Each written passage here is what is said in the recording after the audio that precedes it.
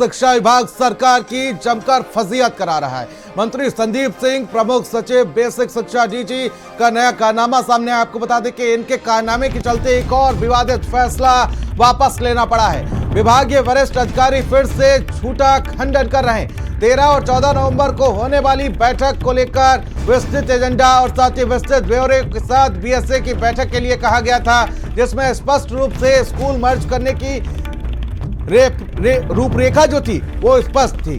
लेकिन देखिए, अब उसको लेकर खंडन करने की बात कही जा रही है। जिस तरीके से सरकार ने एक फैसला लिया था कि आस पड़ोस के निकटतम विद्यालयों को मर्ज किया जाएगा, लेकिन अब उसको लेकर खंडन किया जा रहा है। बेसिक शिक्षा विभाग सरकार की जमकर फजीहत करा रहा है और साथ ही साथ मंत्री संदीप सिंह, प्रमुख सचिव बेसिक शिक्षा डीजी का नया कारनामा सामने आया। इनके कारनामे के चलते एक और विवादित फैसला वापस लेना पड़ा है। तो देखिए, बड़ी खबर, बड़ी जानकारी आप तक पहुंचा दें, जहां पर आपको बता दें कि भारत समाचार ने इस खबर को प्रमुखता से दिखाया था। और देखिए, अपने ही झूठ में कहीं ना कहीं शिक्षा विभाग फंसता हुआ नजर आ रहा है। और जब फजीहत हुई कि आखिर इस कदम को कैसे अमल में लाया जाएगा, उसके बाद उसको झूठा करार दिया। फजीहत के बाद विभाग ने आखिर किस तरीके से यूटर्न लिया वो आपको दिखा देते हैं। देखिए जरा, आखिर कैसे सबसे पहले आदेश जारी किया गया और भारत समाचार ने इस खबर को दिखाया और डीजी स्कूल शिक्षा ने सफाई जारी की है। अब यह कहा जा रहा है कि यूपी में कोई भी सरकारी स्कूल बंद नहीं होगा और बेसिक शिक्षा विभाग ने यूटर्न मान लिया है। मंत्री संदीप सिंह ने फिर से अपनी फजीहत कराई है और साथ ही विभाग की भी फजीहत कराई है। बेसिक शिक्षा विभाग यूपी सरकार की जमकर फजीहत करवा रहा है। मंत्री संदीप सिंह, बेसिक शिक्षा के प्रमुख सचिव और डीजी के कारनामे के चलते विवादित फैसला वापस लेना पड़ा। आपको याद होगा कि इससे पहले भी डिजिटल अटेंडेंस का फैसला विभाग ने लागू किया था, लेकिन उसको भी वापस लेना पड़ा था। और अब यह आदेश जारी करते हुए कहा गया कि कतिपय समाचार माध्यम से प्रकाशित खबरें जिसमें 27,000 प्राथमिक विद्यालयों को निकटवर्ती विद्यालयों से विलय करते हुए बंद करने की बात की गई, बिल्कुल भ्रामक और निराधार है। इस तरीके की बातें सामने आ रही हैं। साथ ही कहा कि प्रदेश के प्राथमिक शिक्षा विभाग विद्यालयों में मानव संसाधन और आधारभूत सुविधाओं के विकास, शिक्षा की गुणवत्ता के बेहतर करने और साथ ही छात्रों, विशेषकर बालिकाओं के ड्रॉप आउट कर दर को कम करने के लिए सतत प्रयत्नशील है और इस दृष्टि से समय समय पर विभिन्न अध्ययन किए जाते हैं। लेकिन देखिए, लगातार जो आदेश जारी किया गया था उसको भारत समाचार ने भी प्रमुखता से दिखाया था और उसके बाद उस पर कई सवाल खड़े हुए थे कि आखिर इसको अमल में कैसे लाया जाएगा। साथ ही उसके बाद अब देखिए किस तरीके से विभाग ने यूटर्न लिया है।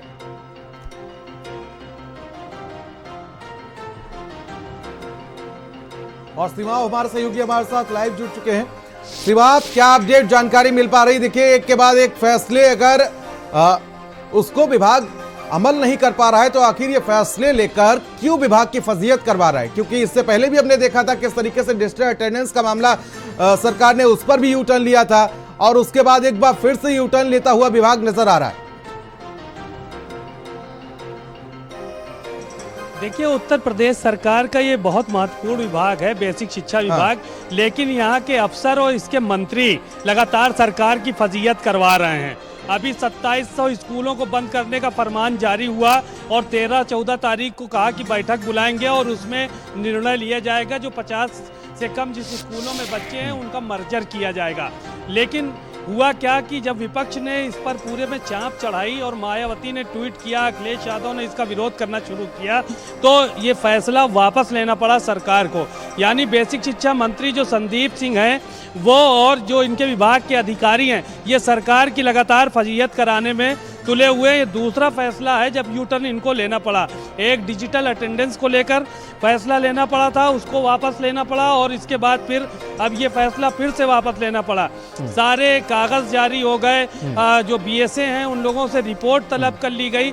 बावजूद इसके जब कोई काम नहीं हो पाया और इस तरह की स्थितियां बनी कि विरोध बढ़ा, तो इन लोगों को जो है वो फैसला वापस लेना पड़ा। कुल मिलाकर फजीहत लगातार देखने को मिली इस सब मामलों में।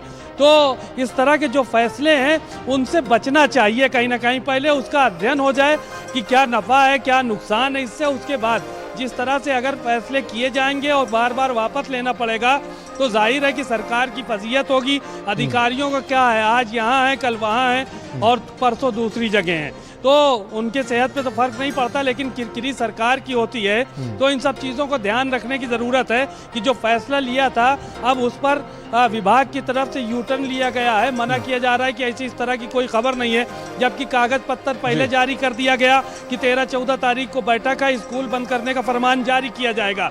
अब जब विपक्ष पूरी तरह से हमलावर हुआ तो उस पर बैक मार गए और कहा कि साहब हम लोगों ने तो ये फैसला लिया ही नहीं था। तो कुल मिलाकर ये सब कहानियां हैं, लेकिन इस तरह के फैसले लेने से पहले अधिकारियों को भी सोचना चाहिए और मंत्री को भी अपने विवेक से काम करना चाहिए ताकि सरकार की फजीयत ना हो। और सीमा, जिस तरीके से कल हमने कई विपक्ष के नेताओं को सुना था, उन्होंने साफ तौर पर कहा था कि सरकार वहां पर उन विभागों में व्यवस्था बनाने की बजाय जिस तरीके से स्कूलों को मर्ज कर रही है, क्या ये अमल में लाया जा सकता है? बहुत बहुत शुक्रिया सीमा, आप तमाम जानकारी के लिए और साथ ही हमारे साथ जुड़ने के लिए।